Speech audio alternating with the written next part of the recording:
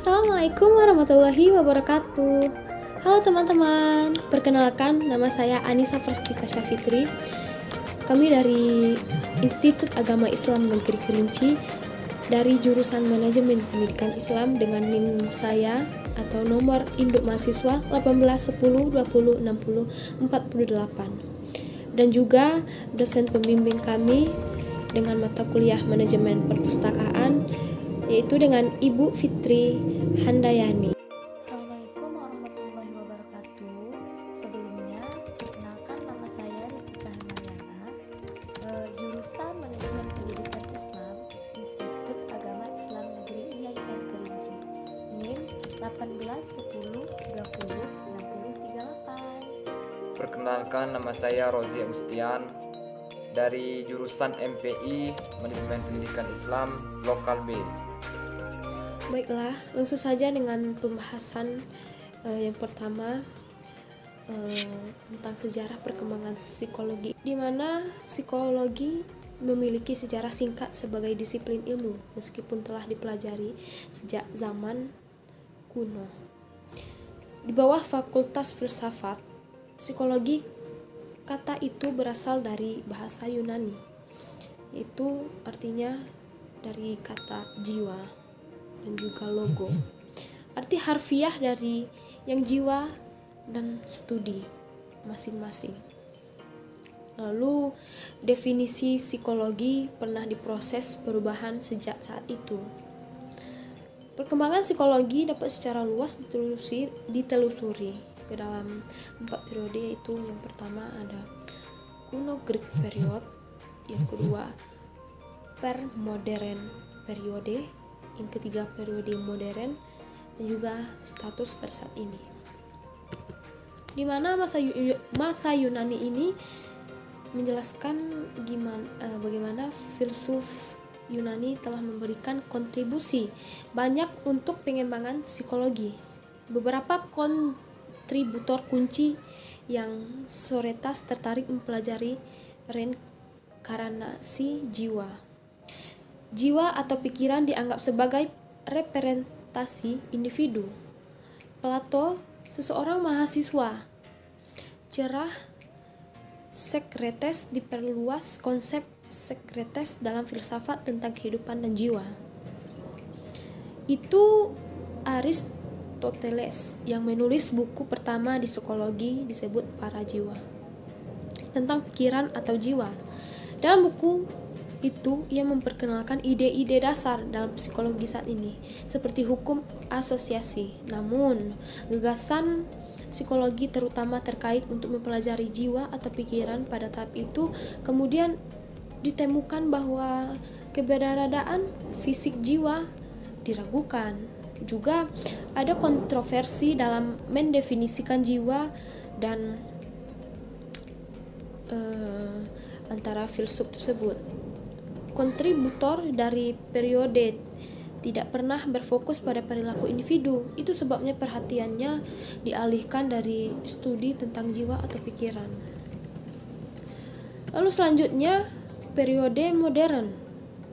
Di sini strukturalis dan fungsionalis segera ditantang oleh behavioris seperti J.B. Watson, Ivan Pavlov, dan B.V. Skinner. Behavioris mengusulkan bahwa psikologis harus mempelajari perilaku terlihat yang dapat objektif dirasakan dan dilihat. Psikologi ini didefinisikan psikolog sebagai ilmu perilaku. Mereka dianggap konsep-konsep abstrak seperti pikiran dan kesadaran perlu untuk belajar. Definisi psikologi yang diajukan oleh behavioris juga memiliki keterbatasan tertentu. Mereka hanya terfokus perilaku diamati dari nol dan mengabaikan peran proses mental. Juga mereka merusuk peran pikiran bahwa sadar dan keturunan dalam perilaku. Inilah sebabnya mengapa definisi ini telah dimodifikasi. Selanjutnya, periode pramodern. Itu selama 1800-an psikologi bahwa didirikan sebagai disiplin yang independen. Itu adalah karya Wilhelm Wundt and William James yang berkontribusi banyak dalam bidang psikologi. Wilhelm Wundt mendirikan laboratorium psikologi pertama di Leipzig, atau bisa dikatakan di Jerman gitu, di negara Jerman, dan mempelajari pengalaman sadar yang berbeda dalam laboratorium. Wundt mendefinisikan psikologi sebagai ilmu kesadaran atau pengalaman sadar. Ia mengusulkan term disebut strukturalisme, sekolah psikologi yang mencoba untuk mengidentifikasi elemen-elemen dasar pengalaman dan menggambarkan elemen dasar dari berpengalaman dan menjelaskan aturan dan keadaan di mana unsur-unsur ini bergabung untuk membentuk struktur mental.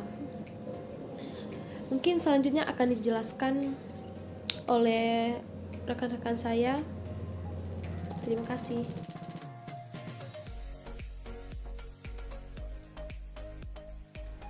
Baiklah, di sini saya akan menyambung pembahasan dari saudari saya Anissa Plastika, yaitu tentang psikologi perpustakaan.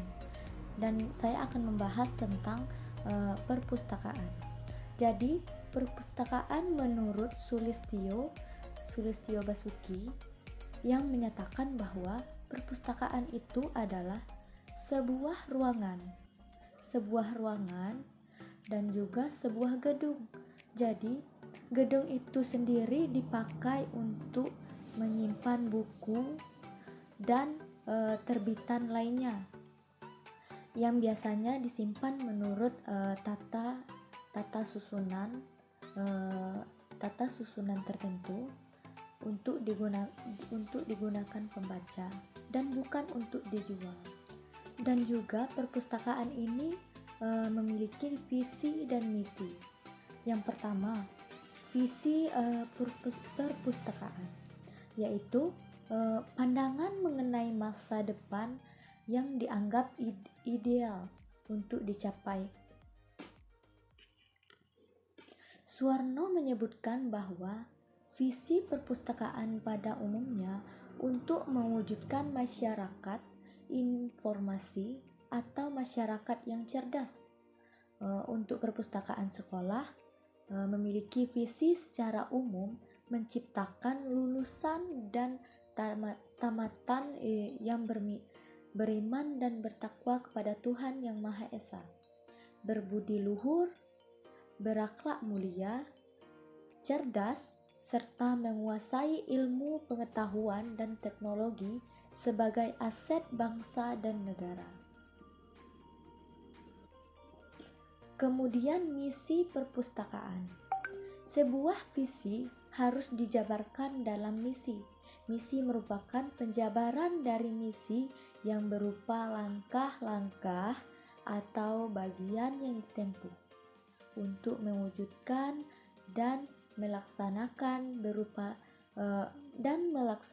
visi. Menurut Suwarno, menjabarkan bahwa misi perpustakaan secara umum adalah yang pertama, menciptakan dan memantapkan sebuah kebijakan membaca masyarakat sesuai dengan jenis perpustakaan dan pemakaiannya. Kemudian yang kedua, mendukung pendidikan perorangan secara mandiri maupun pendidikan formal yang kedudukan formal pada semua jenjang.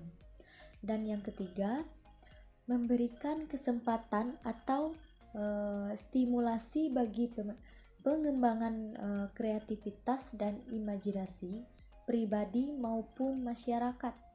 Dan yang keempat, meningkatkan kesadaran terhadap warisan budaya, apresiasi seni, dan hasil temuan ilmiah. Yang kelima, menyediakan akses pada ekspresi kebudayaan dan perubahan. Dan yang keenam, mendorong dialog antar umat beragama oleh mereka keanekaragaman budaya. Kemudian yang ketujuh, menyediakan layanan informasi sesuai dengan kebutuhan pemakaiannya. Yang kedelapan, memberikan kemudahan kepada pengembangan informasi, meningkatkan ilmu, pengetahuan, dan keterampilan. Dan yang terakhir, mendukung dan berpartisipasi dalam program-program perpustakaan bagi masyarakat. Pemakaiannya ikut serta dalam upaya mencerdaskan kehidupan bangsa dalam arti luas. Mungkin itu yang dapat saya jelaskan pada kesempatan kali ini. Mungkin disambung oleh pemakalah ketiga, dan saya tutup dengan wassalamualaikum warahmatullahi wabarakatuh.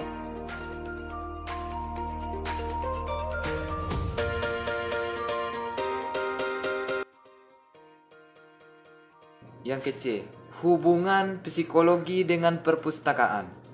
Psikologi perpustakaan merupakan bagian khusus psikologi dalam aspek pekerjaan. Psikologi perpustakaan adalah suatu ilmu yang mempelajari tentang jiwa manusia, pustakawan dan pustaka, baik sifat ataupun perilakunya dan karakter bahan pustaka sebagai objek pendukung.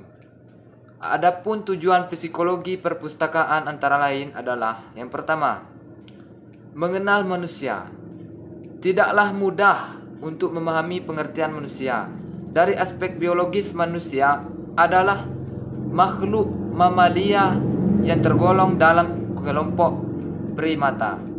Namun ternyata bahwa manusia bukan sekedar salah satu jenis hewan tertentu, melainkan mempunyai ciri-ciri khas manusia yang tidak dimiliki oleh hewan. Oleh karena itu, kita akan selalu salah kalau meninjau definisi manusia hanya dari aspek biologisnya saja. Hal ini mengharuskan pada kita untuk memahami manusia dari aspek agama. Salah satu pengertian manusia dari aspek agama menyebutkan bahwa manusia adalah makhluk yang terpilih dan dilengkapi dengan akal dan kekuatan untuk membuat pilihan. Karena manusia memiliki kekuatan akal dan kekuatan untuk bisa menentukan pilihan, maka ia ditunjukkan untuk patuh kepada kehendak-kehendak Allah Subhanahu wa taala serta patuh kepada hukum-hukumnya. Dengan akal yang merupakan hidayah Allah Subhanahu wa taala, manusia dapat memilih apakah ia akan terbuai dalam lumpur endapan yang terdapat dalam dirinya, ataupun ia akan meningkatkan dirinya menuju ke kutub mulia yang menyerahkan diri kepada Allah Subhanahu wa taala. Demikian, itu saja penjelasan dari saya. Saya tutup dengan Assalamualaikum warahmatullahi wabarakatuh.